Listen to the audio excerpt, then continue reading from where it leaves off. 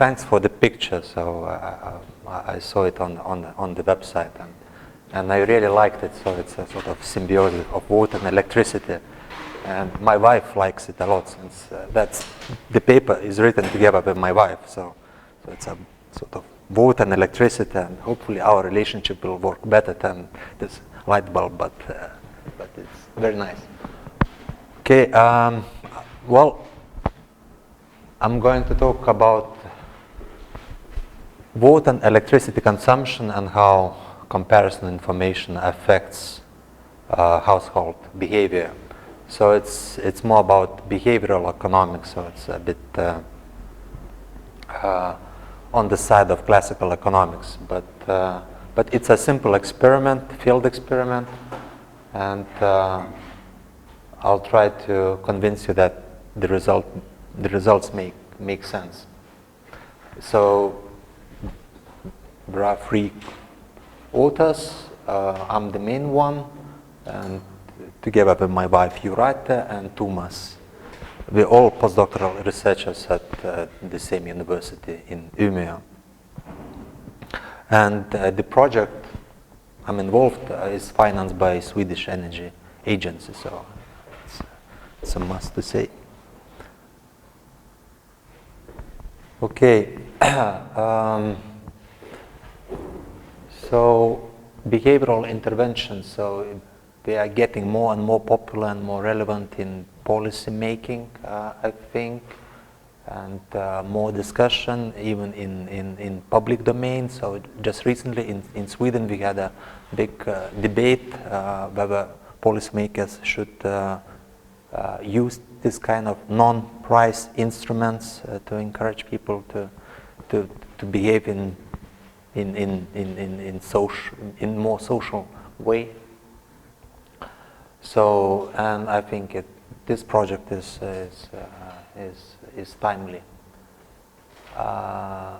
So that paper, so we're still writing a paper. So it's in process. It's ongoing experiment. So it's still not finished. So, and the data we have got already is not final. So we will update the results in the future. But I think the experiment lasted already for more than 10 months. So I think we can make some preliminary conclusions. And in many respects, I think it's a unique experiment, and I'll try explain in what sense and why it's important the way we do it. Okay, about how social norms can affect consumer behavior. So non-price instruments like providing comparison information, how other people deal with their good consumption.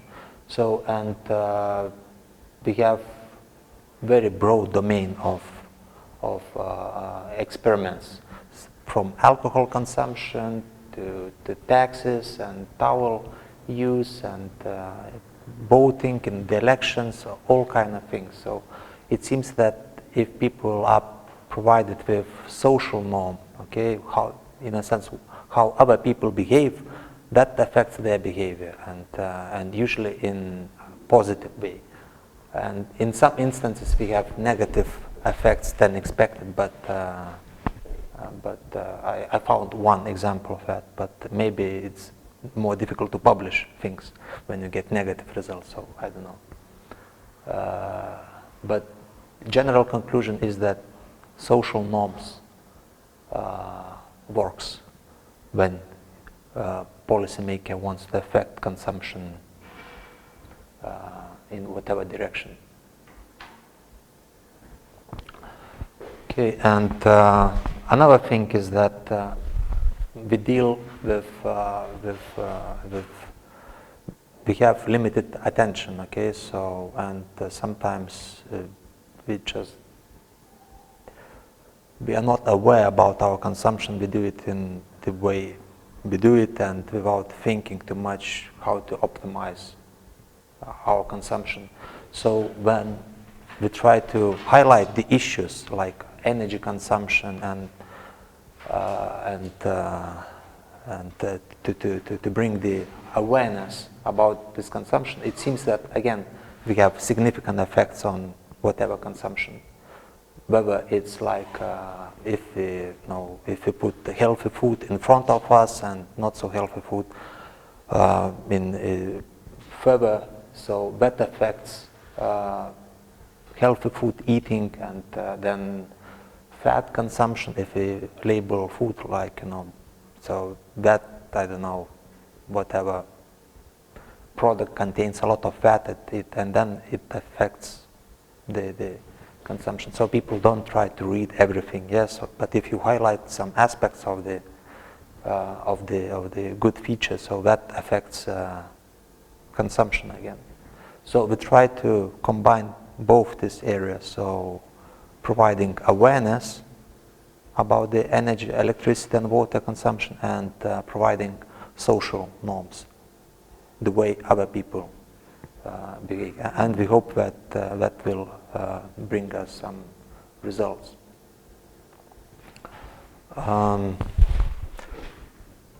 So we are not unique in the sense that there are many other studies on electricity and water and how comparison information affects household electricity consumption. Okay, so I just highlighted a couple of studies which are well known and you can say they are credible in a sense that they are quite big experiments. And as you can see, that's our study, and it differs in couple ways. First of all, so other studies tend to provide letters. Okay, so when you get your electricity bill, so they put another letter containing the information how your consumption relates to other people's consumption in the same area. And or in the similar households, and they tend to be, so people find positive effects and significant, so people tend to reduce electricity consumption by 2%, sometimes by 6%. It depends, okay, on whatever, on whether it's a country issue. I don't know. It depends on the I guess social norms in the specific country. And so what we try is slightly different. So we try real-time display. So, and I think that's the future. So, but people, well, in Sweden, so we have in the northern part. So many houses have features, displays next to their door, like here, and you can see how much you consume and how your current consumption changes and how much water you consume at the moment, how much water you consumed yesterday, last year, so you can see it on your screen. And so we use that displays to conduct our experiment. Okay. And what gives this kind of real display is the maximum attention or awareness about electricity.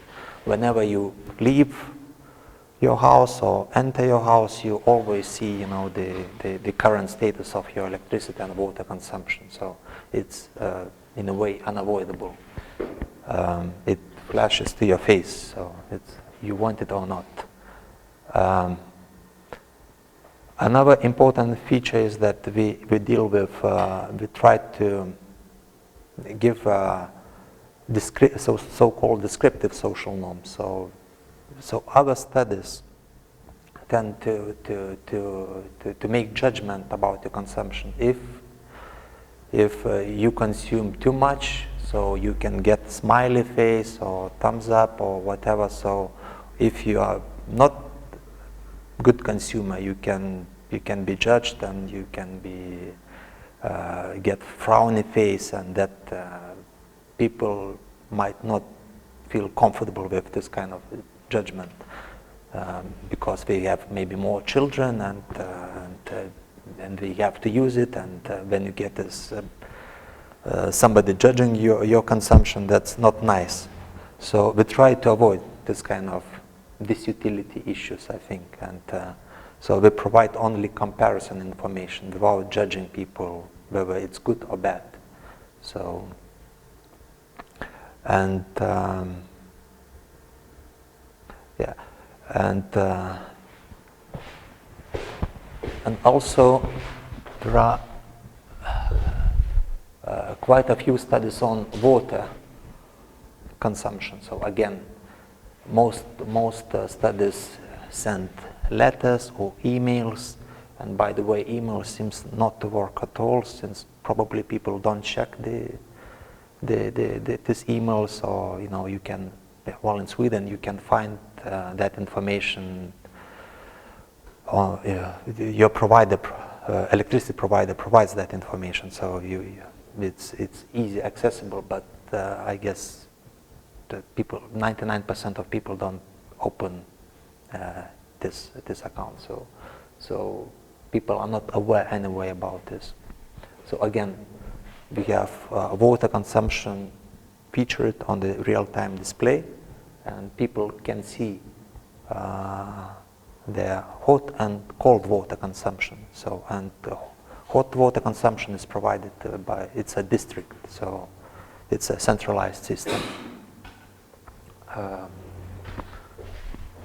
Okay, and as you can see, we don't find statistically significant effects. I'll try to explain what can be the reasons for that.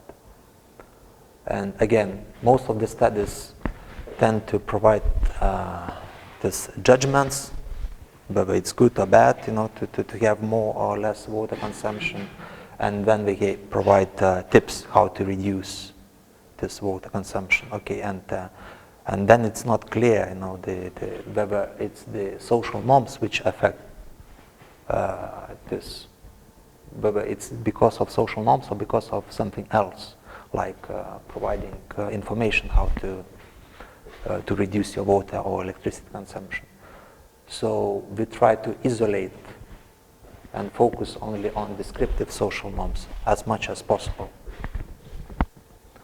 Okay, and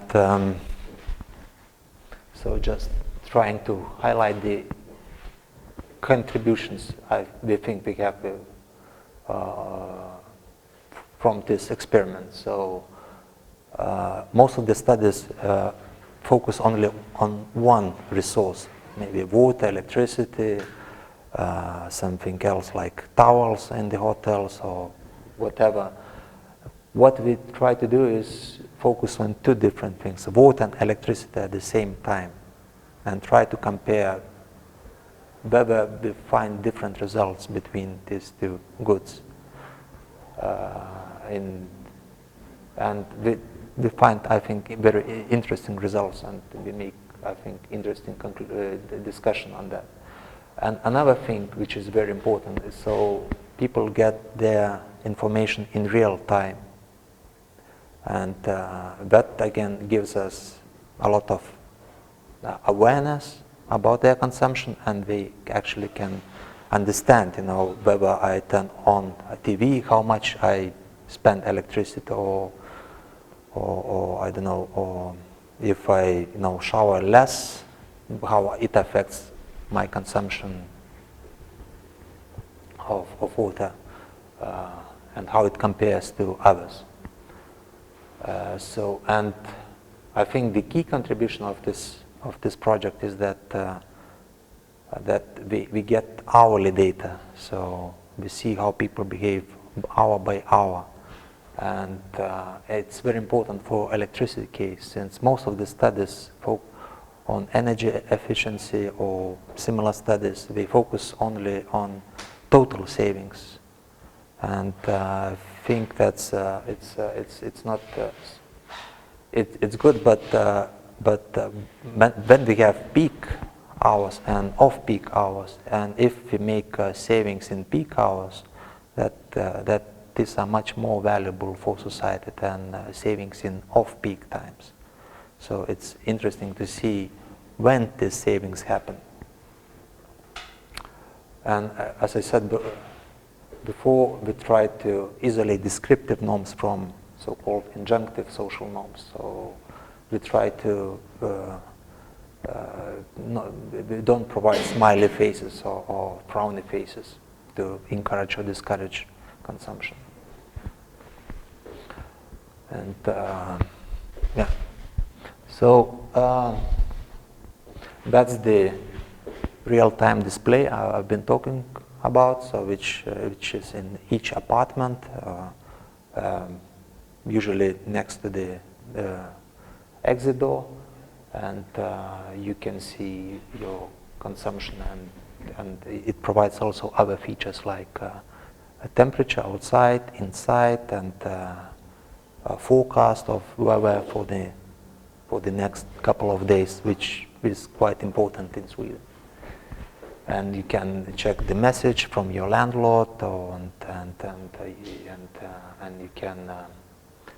you can also make it not in liters or kilowatts. You can make it in monetary value, so you can enter how much you pay for water or electricity, and then you see the features, the numbers in Swedish crowns. So that experiment is a collaboration with a local housing company, which is owned by municipality and which is dominating the market in Umeå city. And what is important that we provide everything, so fridges and other electric appliances. So we have very comparative group of people who basically have more or less similar technologies. The same fridges, same dishwashers, and so on. And these displays are pre-installed. So people before the experiment we used it already for a couple of years, so we know how it functions, and so we avoid this so-called gadget effect. And you provide some new gadget, new mode of information, and then it can confound your effects. So people know how to use it, and we used it for a long time. And all house is individually metered, and we get their own bills, which is not always the case in Sweden, at least. So shortly about the experiment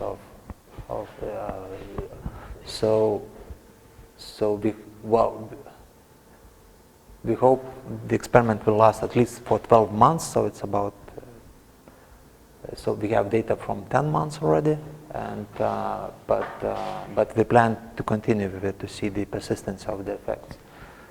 The experiment was not announced, so participation is not voluntary. So and we have basically two different treatment groups and one control group. So 100 apartments in each treatment group, and about 300 apartments in the control group. And so, of course, the randomization issue is a bit, we have some issues since so we don't randomize it by apartment, since then housing company was not happy about that, since then you have neighbors having different kind of displays, and that can cause some issues. So what we did, we randomized by house blocks. So and I'll show you a map of Umeå. So that's Umeå in northern Sweden. And it's the city which has about 100,000 residents, and that's city center basically, and these are the house blocks I'm talking about. So the treatment groups, both treatment groups are in this circle, 8 houses in total, and control groups are scattered around. So that's the university and the hospital, and the distance to the city center from here to here is, to this point, is about 1.5 kilometers, something like that. So all these houses are new, recently built from 2010 to 2015.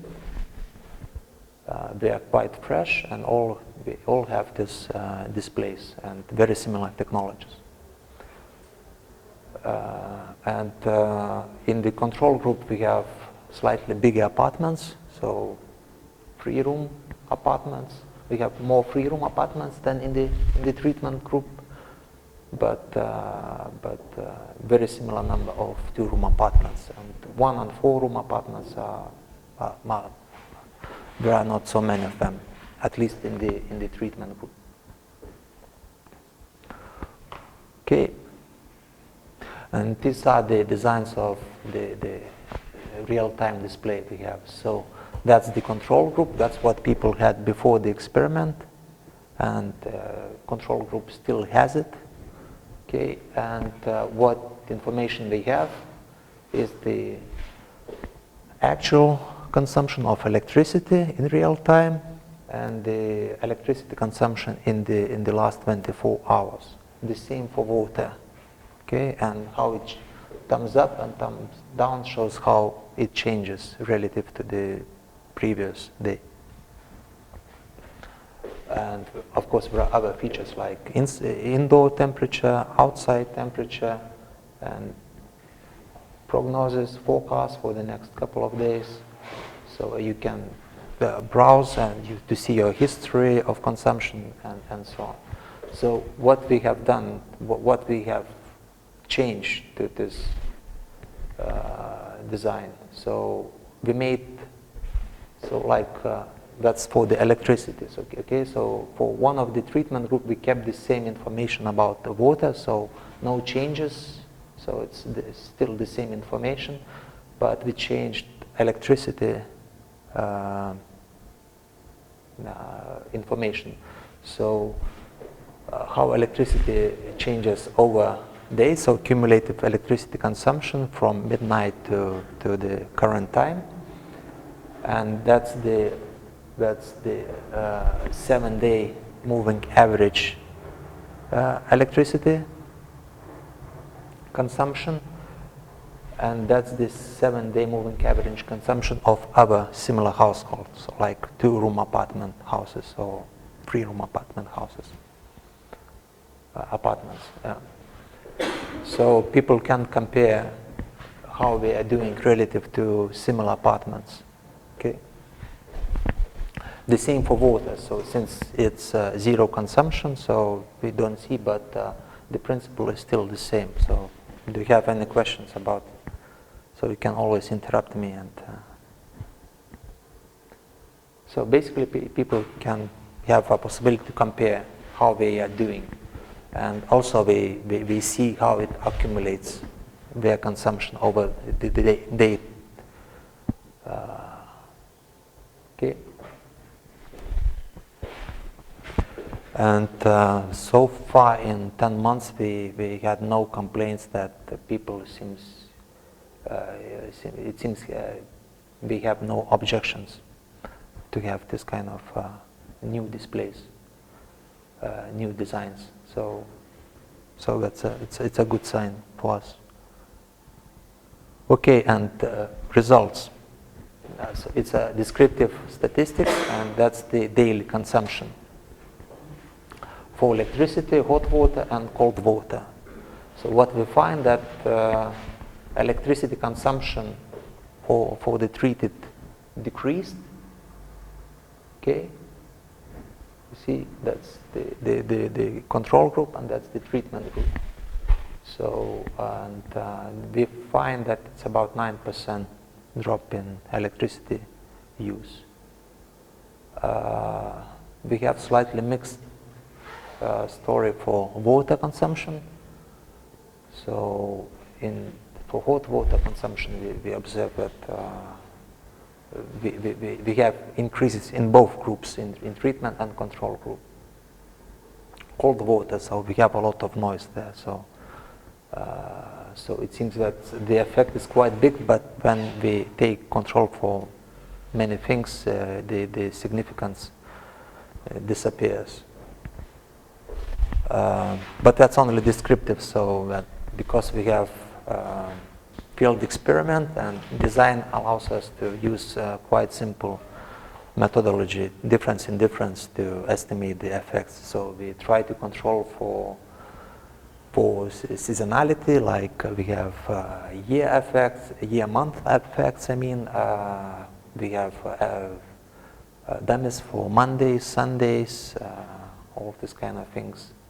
And we use fixed effects so the results you see will be for fixed effects, but we try also random effects, and they are more or less absolutely the same. Then we include other things like apartment size in square meters, room numbers, and other type of information.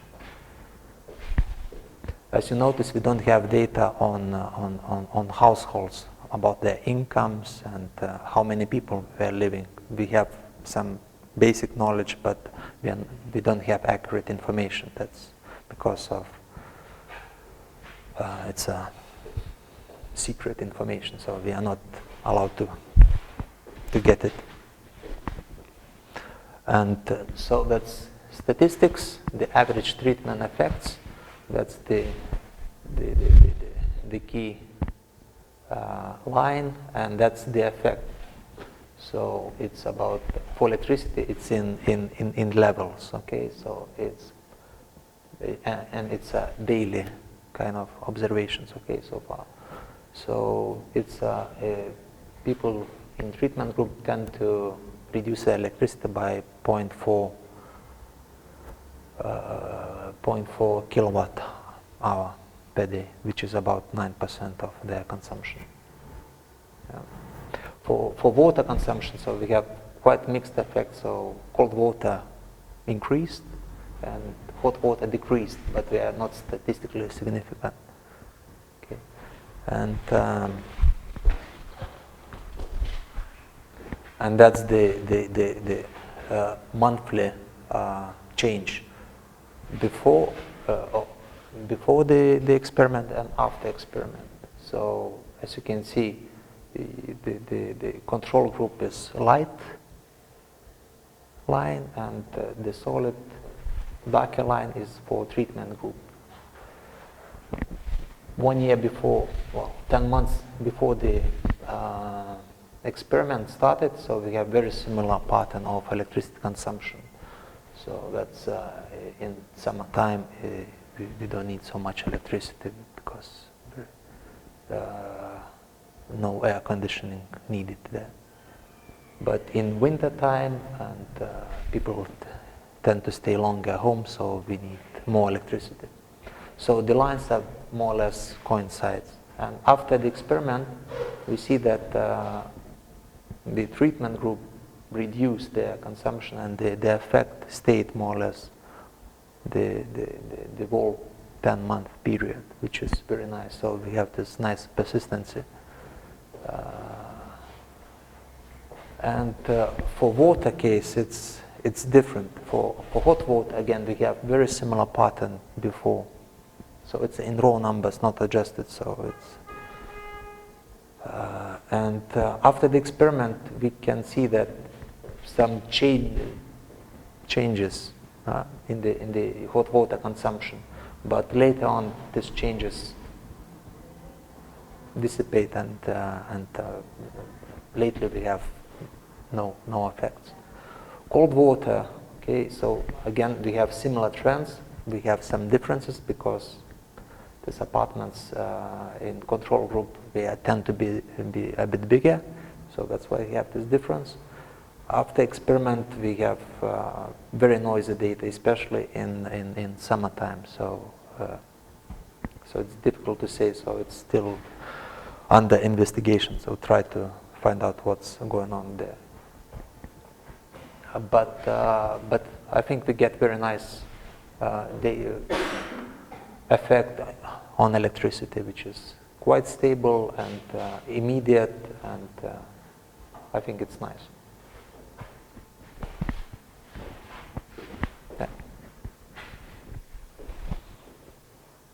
And these are the effects after controlling for all kind of things by month. Okay, so starting from the experiment, so you have this significance effect, and you can see that the effect on electricity by each month is more or less stable. So we have reduction in electricity. For hot and cold water, at the beginning we have something, but later on it just dissipates. And for cold water case, it even gets bigger than before. So.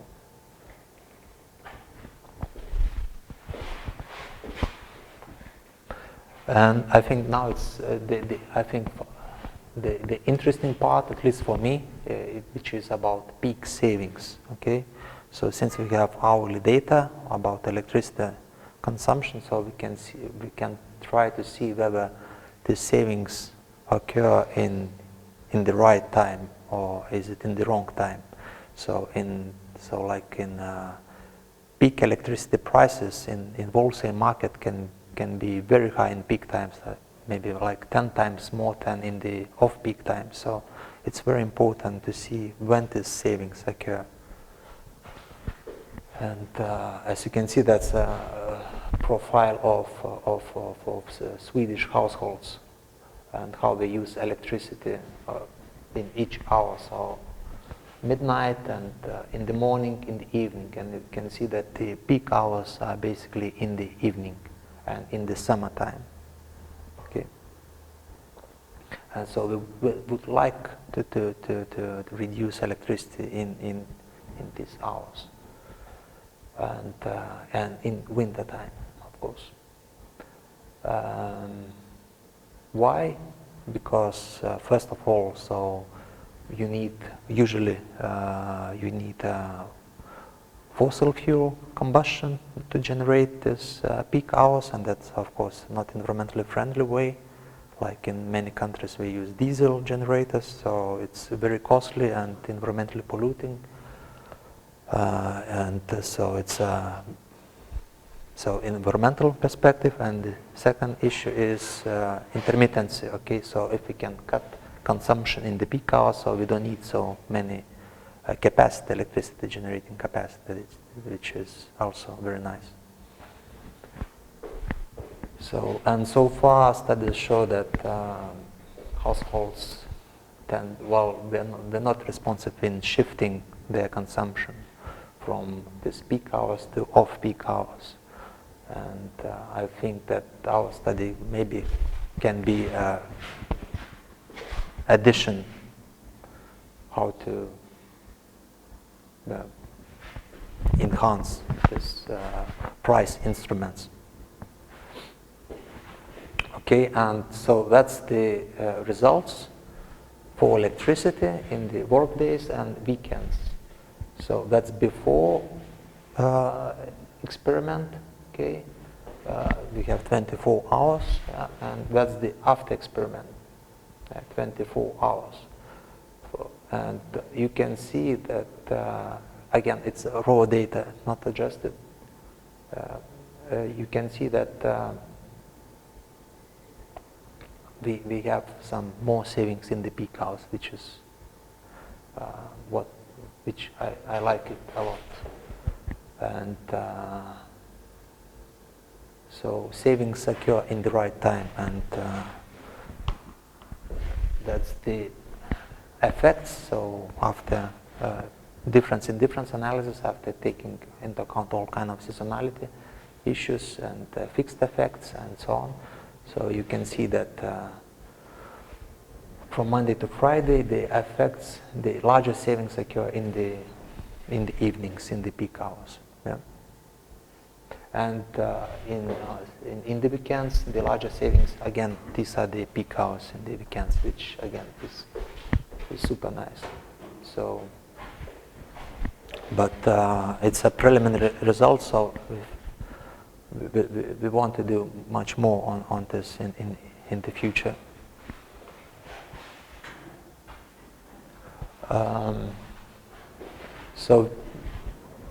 So we have some heterogeneity in the effects, okay, since you remember we have 2-room apartments, 3-room apartments, and different people live in 2-room apartments and in larger apartments, okay. In 2-room apartments, well, we have families without children, or pensioners usually, or young couples, or I don't know, or singles, so they use much less electricity and water consumption than in 3-room apartments and bigger, so we have families with children usually, and of course their consumption pattern is different.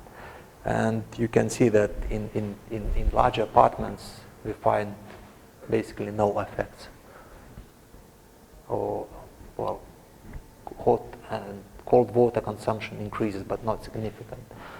But in 2-room apartments we see big changes, okay, especially in percentage terms. I don't know, maybe 13%, I can't remember exactly. So huge drop in electricity consumption, and the same for hot water consumption.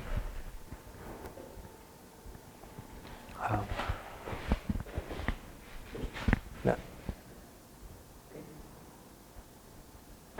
And we have a list of robustness tests. I'm not sure you're interested so much, though how much time I have.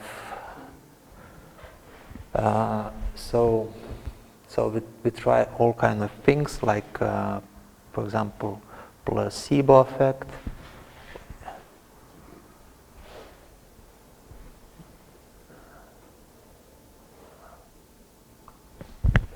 Yeah.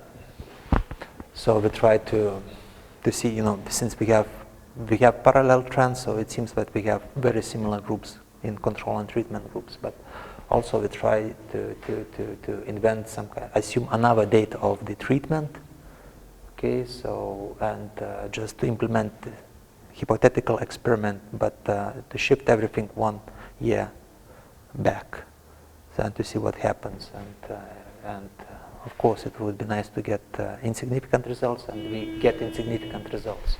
So it seems that yeah, it's good. So we can say that we have similar groups, and the effect is sort of maybe genuine.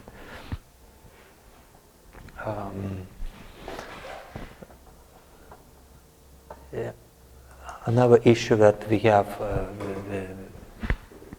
apartments, not households, in the main results, but also we can identify the households. So we see when people move in, when people move out. Okay, so we can use that information and to see that the results hold for the households, not the apartments. And again, we get more or less similar results, and no big changes, at least for electricity. For hot water consumption, yeah, we get significance, which is, I don't know.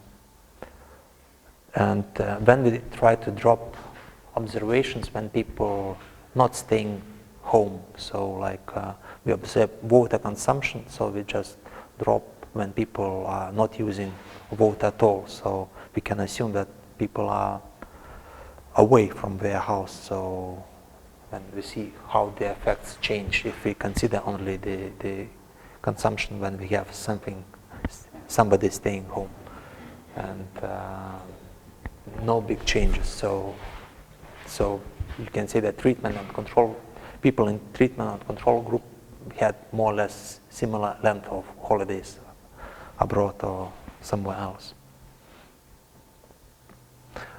We try to extend the pre-treatment period, so for now we have 2015 2015 basically, and so we included 2014 in the, so, but no changes again.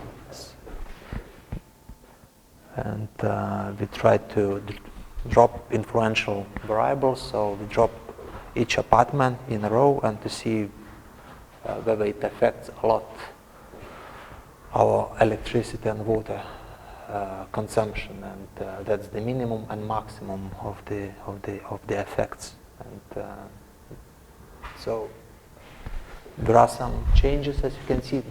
There are some influential kind of apartments, but we still find significance, and the effect stays more or less a large effect. So conclusions and discussions. So the first thing, we have quite large treatment effect,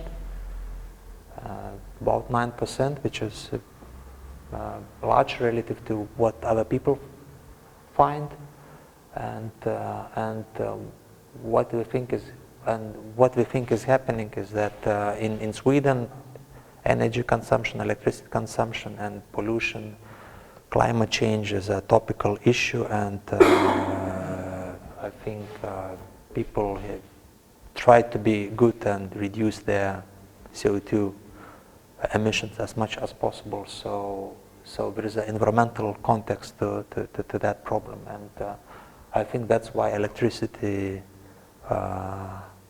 treatment works quite nicely, but not the same for water, since water is very abundant in at least in northern Sweden, so it's not, there's no issue with that, so people use it as much as want, and so we don't see why we should save water if it has no big environmental damages. So maybe that's why we have no effects on water. And other studies tend to, to have this kind of similar experiments in the regions where we had some issues, like in California, basically, so where you have droughts and water scarcity problems, and of course people have different social norms and feelings about the issue. So that's maybe why we find quite large effects in these regions. But if we run this similar experiment in northern, I don't know, is Sweden, where the issue is not as big, so we find no effects. But it's not the case for electricity, and I think that's the very nice addition to the current literature, so that we can compare water and electricity consumption in the same experimental in the same experiment, basically. And another thing, as I already mentioned, is the reduction of electricity in the peak evening hours, which is that can be used by policymakers as an addition to the price instruments to reduce peak consumption. Okay.